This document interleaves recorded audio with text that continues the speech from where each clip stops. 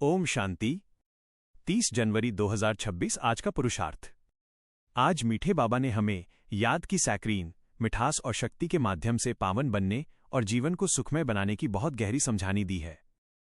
आज के ज्ञान के गूढ़ रहस्य। संगम युग का महत्व। ये कल्प का सबसे छोटा लेकिन सर्वोत्तम कल्याणकारी युग है। इसी समय हम मनुष्य से उत्तम पुरुषोत्तम बनते हैं। आत्मा का मूल परिचय। हम आत्माएं मूल रूप से शांति धाम, परम धाम की रहवासी हैं। यह शरीर एक वस्त्र है और हम इस विश्व नाटक के एक्टर्स हैं। सतोप्रधान बनने की विधि। जैसे सैक्रीन की एक बूंद पूरे बर्तन को मीठा कर देती है, वैसे ही बाप की एक याद आत्मा को पावन और सतोप्रधान बना देती है। अविनाशी ड्रामा। सृष्टि का चक्र 5000 वर्ष का है, जिसमें हम 84 जन्म लेते हैं।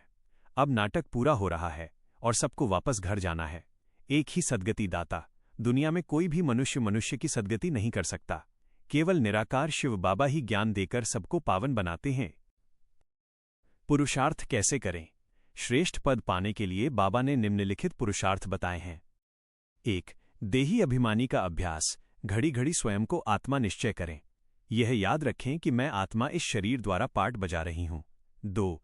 एक अल्फ की याद। बुद्धि को यहां वहां भटकने के बजाय सिर्फ एक शिव बाबा अल्फ में लगाएं। इसे ही योग अग्नि कहा गया है, जिससे आत्मा के पाप भस्म होते हैं। 3. ज्ञान रत्नों से झोली भरना। मुरली को सिर्फ सुनना नहीं है, बल्कि उसके रत्नों को जीवन में धारण करना है। जब तक जीना है, ज्ञान अमृत पीते रहना है। 4. पायलट बने। स्वयं रास्ता जानकर अब दूसरों को भी शांति धाम और सुखधाम का रास्ता बताना है। 5. मनन शक्ति का प्रयोग। जो सुना है उस पर विचार मंथन करें। मनन करने से ही मगन अवस्था प्राप्त होगी। पुरुषार्थ में क्या नहीं करना चाहिए? बाबा ने कुछ सावधानियां भी दी हैं जो हमारे पुरुषार्थ में बाधक बनती हैं। देह अभिमान और संशय। देह अभिमान में आने से संशय पैदा होता है। संशय आने पर क्यों, क्या, कैसे के अनेक प्रश्न उठते हैं जो योग को तोड़ देते हैं। व्यर्थ प्रश्नों से बचें। विस्तार में न जाएं। दुनिया की बातों या राजधानी कैसे बनेगी, महल कैसे होंगे, इन विस्तार की बातों में जाकर समय नष्ट न करें।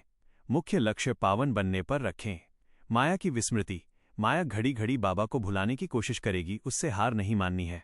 आलस्य या अलबेलेपन में नहीं आना है। पुरानी दुनिया का आकर्षण, कलयुग के दुखों और यहाँ के कागविष्टा समान सुखों को बुद्धि से भूल जाना है।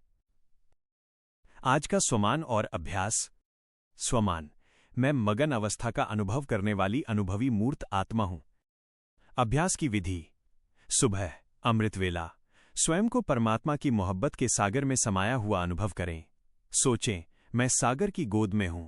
सारा दिन जब भी समय मिले 1 मिनट के लिए स्टॉप होकर अभ्यास करें कि मैं परमधाम की शांत स्वरूप आत्मा हूं और इस पुराने शरीर से न्यारी हूं।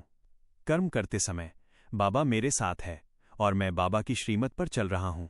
इस स्मृति से कर्म को समर्थ बनाएं। अंत में समझें तो मीठे बाबा ने आज स्पष्ट किया है कि हमारा असली धंधा ही है पतित से पावन बनना और बनाना। यदि हम इस मुख्य धंधे में व्यस्त रहेंगे तो मन के सारे व्यर्थ प्रश्न स्वतः समाप्त हो जाएंगे। ओम शांति।